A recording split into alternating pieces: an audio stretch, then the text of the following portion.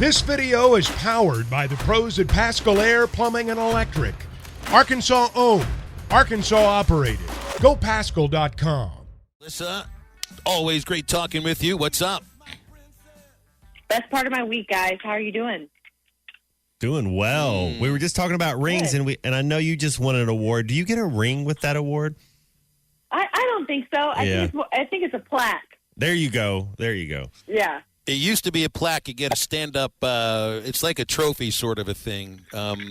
Be careful, though, because if it's anything like the ones I've seen before, it's got a pointy top. Pointy tops can injure, so don't fall on it. It's like the Fusilli Jerry in some ways. Be careful. Or give it to the kids. Ooh. No, you do not want to give it to the kid. Not with a pointy anything, for certain. It's the funniest of the pastas. Yeah, we'll see about the macaroni middler later on.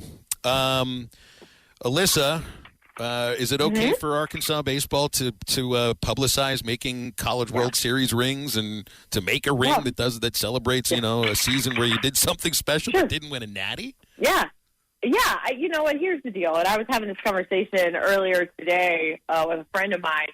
And I'm going to say this first and foremost. I am probably the biggest anti-participation trophy person you're going to meet. I got very big feelings about participation trophies, but I do understand if you're one of 8 teams that go to the College World Series, that is a big accomplishment, and it should be treated as such. And I think a ring is just fine. Teams have been doing it for years. I don't know if maybe because the basketball team is struggling and someone needs to put their frustration into a ring. I don't know what the hoopla and the uproar was about it on social media. But this isn't the first time. It's not going to be the last time. And I don't see anything wrong with celebrating an accomplishment that you've reached. Now, I understand you get an actual World Series championship ring, and it hits a little differently. But look, my alma mater went and got state of Florida champion rings, and that was a little ridiculous. Okay, so you beat Florida and you beat Miami, and you got rings for it. I kind of thought that was a little silly a couple years ago, but this is different. This is the College World Series. Yeah, it's not participation. They accomplished something. It's one of 8 teams. Exactly. It's hard to do. Exactly, and that's sometimes that people sometimes forget. We didn't win anything. Well, actually, they did. They won a regional. And Do you think we're spoiled, Alyssa? Do you think that's kind of what it is with Arkansas fans? They're just so used to going there all the time? That, or there's a frustration that you've gone for so many times and still have never won one. So I feel like it's a mixture of both. Yeah. I wonder how you feel about the Kendall Briles situation right now at TCU. I'm just sick of it. I just like it to be over. I feel like people are a little frightened. Today. Does KJ leave if Briles leaves? No, I don't think KJ goes anywhere, and I'm kind of with you, where at this point you kind of feel like the boy who cried wolf, okay, we're doing this again. In the past couple times that we've seen it with Mississippi State and last year with Miami, all it resulted was more money. And then you could have fans who argue that Kendall Briles doesn't deserve more money. It's frustrating to watch his offense at times. If you just don't want to be here, go ahead and go. I don't like this part of college football where we dangle coaches and money and contracts around. But you can have Jimmy Sexton to thank for a lot of that. At this point, I'm just going to sit back and wait and see. I'm not going to participate in the hoopla. I'm not going to participate in the he said, she said rumor mill because it's exhausting. And I don't think anyone really wants to sit there and hit the refresh button. So when this happens and it's official one way or the other, then we'll report on it. Yeah, I'm a Kendall Briles fan in a sense that his offense is fun. He situationally, like we saw this year in the red zone, we got to be better. Third down, we got to be better. First half, when you got the best field goal kicker, take your point. So he's definitely learning, but I see why he's getting interest. And as a college player, you'd want to play for Kendall Briles. Exactly. And I like Kendall, too, because I love that he pushes the needle when he wants to. And sometimes those creative things that he tries to put together don't work. And it's frustrating when they don't, but it's genius when they do, right? It goes both ways, either way. But he is an up-and-coming offensive mind who will eventually, I guarantee you, probably be a head coach somewhere. So no question. the interest the interest isn't what bothers me, because you want people interested in your coordinator. They're doing a good job. People see that. If you listen to what Dan Mullen said during the Liberty Bowl, he went on a tangent about how great Kendall Browse is and how much fun he's had watching him this season. I think it's the frustration of, here we go again. That boy who cried wolf syndrome, that is really just driving Razorback fans up the wall. Well, it's the tweet, too, that says he's going to run it back. I mean, that's part of it. I mean, and I understand, like, TCU didn't have an open OC job then, and they do now. It's the same. It's my same idea as I won't believe anything that the polls say in football 3 weeks in anymore. I just won't. And I'm not going to believe anything a coach tweets any longer. I'm just not. I'm just going to Twitter for basically, I'm going to use Twitter for show content from now on, because that's all it's good for. That's a smart move. And then asking if satin pillowcases really work, because that's what I did today. So. My daughter has a satin pillowcase. Why that over the normal cotton? Well, supposedly it's supposed to help you with your wrinkles and keep your hair from breaking. I don't know. Well, that's a problem I've had since birth, Alyssa. My hair's been broken for years. It's because I haven't been using satin sheets. Wow. This fixes things. Well, there you go. Let's juxtapose men. Try, but you can always try. Alyssa, I want to juxtapose with you men's basketball from women's basketball right now. There were higher expectations for the men's basketball team coming into the season. Yeah. It's middle of January, anything can happen. But right now they're trending. They're not trending very well. Hopefully things change tonight. The women's basketball team, they had high expectations, but they didn't start the year in the top 25. They were fourth in the SEC, and it was assumed that they were not Carolina. They were not LSU. They were not Tennessee. They've played really, really well. What do you think the chances are right now, just based on what we saw? Women's basketball advances farther in the national tournament than men's basketball does, and that's assuming right now that men's basketball makes the NCAA tournament. I would take that bet. I truly would. We were talking about that in the office yesterday, and not only do I think that, I think the women are going to host, so we won't have to travel anywhere that first week. It would be really exciting, but I think you're absolutely right. I think the big part of it is just the attention that men's basketball recruiting gets, and obviously bringing in the talent that Muss did. That was so much a big topic of conversation in the offseason that it's all anyone is thinking about. And so when you lose Trevin Brazil and you lose Nick Smith Jr. right now, and things aren't clicking quite yet the way that Razorback fans hoped that they would, or that they were a couple weeks ago in December when Arkansas looked like they were playing really, really well and had it kind of cruising. It'll be interesting to see if this team gets it together. I don't know where leadership is coming from right now inside that locker room, and that's, I think, maybe the biggest thing that they lack. I don't know where it comes from. I don't know who the voice in that locker room is. But I could tell you who the voice in the women's locker room is, and it's Michaela Daniels, and it's Aaron Barnum, and then you have people like, Chrissy Carr and Sailor Poffenberger who have come in and just elevated this team. And so if you look at the women, I think they're a more complete team right now than the men are. Yeah, that's interesting. How worried are you about this Arkansas men's basketball team going into Missouri tonight, and how big? I think Missouri's going to give it all they got. That they felt like they let one slip away when they came down to Bud Walton, and I think this is going to be a fight, like an all-out street fight in tonight. And this is a big game for the Hogs. I'm very worried.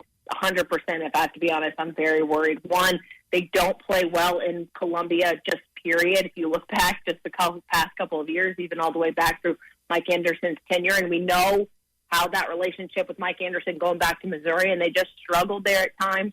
And on top of the fact that Missouri, like you said, let one go when they were here in Fayetteville, they are looking for a little bit of revenge, and they have it going a little bit better than the men do right now. I just think things are stacked against Arkansas, and I don't have a good feeling about tonight at 8 o'clock. I'm worried with you, Alyssa. Well, people are all it's tough. Go. You're good, Alyssa. Go ahead. I was just saying, it's tough to have to say that, out loud, and fans might get mad at me, but at the same time, it's just until this team shows again that they can play a 40-minute basketball game, it's really tough to see through that. And what we want to happen and what we think is going to happen, Alyssa, is two different things. I want the Razorbacks to win every game, but when I look at this, I'm like, what makes me believe that I think that we're going to – I mean, other than the fact that I'm a Razorback fan and want us to win, but when I got to try to look at it objectively. Exactly. I'm trying to keep in the back of my mind that what's the phrase? Things are always darkest just before they turn on the lights, right? It feels pretty dark right now. A loss today. I mean, it was like I don't know where it would end at that point. I mean, we've seen teams that have had incredibly high expectations suffer really, really long losing streaks. And I think when you look at people have tried to draw the line between Arkansas basketball and Texas A&M football. I don't believe that at all because a top-notch recruiting class in football very rarely makes immediate impact. Very rarely. I don't think that team was built to last. I think it was just a lot of hype. I think with Arkansas basketball, I think the way that they initially were built, they might have been a top 10 team. It's just that's not the team they have right now. And everybody's got a multitude of questions. Where's the leadership? Who can hit threes? Who can defend inside? How can they win? There's so many questions to answer, and I think that's why you just don't know. There's not one thing that you feel you can hang your hat on that Arkansas can win a game off of right now. Yeah, and where is the attitude coming from? I think that was one of my biggest takeaways against Vanderbilt was you saw at the end of that first half and the way that this team plays with a little bit of villainous persona to them. And it was kind of interesting to see. I mean, you could make a good case that Arkansas is the villain of the SEC. I don't know if you were to take a unanimous poll, if people in the SEC would answer that question, but I think it's Arkansas, the way that Alabama played them, the way that Vanderbilt played them, the way that Missouri played them. I mean, Dennis Gates, their head coach, mentioned, that team, Eric Musselman and his personality, and that team takes on his personality, and I think you can understand what he's trying to say a little bit. But when is this team almost going to get out of its own way and figure stuff out? And I don't know. Well, they will when they do, right? That's the only thing that I think we can come away with. Dolphins, that was an entertaining game. Man, they took the lead in the third quarter. I'm like, what is going on here? Craziness. Guys. I really thought they were going to get blown out. If Skylar Thompson just could have looked at the dang clock and stopped having so many false starts and or a delay of game, it was driving me up the wall. But how about it? Third string QB coming in there, and I was pumped. I was jumping up and down on my couch. I was screaming. I didn't anticipate them winning either, but I'm really glad that they made it competitive and that they had taken the lead at one point. And honestly, they could have won that game. I was really unimpressed with the way that Buffalo played. You would think they would play a little bit more inspired, but I'm a Dolphin through and through. I was born bleeding aqua and orange, so it was really fun. Well, and if they would have had their starter quarterback, and this is just something that comes with repetition and maturity, but when that play clock's getting low, the third-string quarterback doesn't understand this. You just call your own play, bro. Like let's go. Yeah. We got it. We can't take another 5-yard penalty. We just got to call a play and go. If the headset's messed up or the play's not coming in, there's 14 seconds. You got to go, and I think that's just a little immaturity. Yeah, but it was really good to see this team make it the playoffs again under first-year coach Mike McDaniel, and hope Tua can find a way to continue to play football. And I'm excited for what the Dolphins can bring to the table too. Would you? What do you think? What about Lamar? What about Brady? What about Aaron Rodgers? Yeah. I mean, it seems like it's a roster that's ready-made. You just don't know, the situation with Tua. I mean, Tua's even going to be the QB next year. Waddle and Tyreek Hill, who wouldn't want to come throw to those guys? Exactly. I would much rather, I think, take Lamar Jackson over or someone like that who has a lot more time left than an Aaron Rodgers or a Tom Brady, and that's no knock to the two of them, but I feel like the Dolphins have tried that before, not to the caliber of those two quarterbacks, but they bring in Jay Cutler, and that didn't go very well. And, you know, the whole knock on Nick Saban when he was there, when he went ahead and said no to Drew Brees and brought in Dante Culpepper, and that didn't go very well. So I would much rather invest in someone who has a little bit more playing time than Brady or Rodgers. I agree. I like Lamar. I'd stay away from TB12. He looked old in that last playoff game, and that Dallas defense is good. Yeah.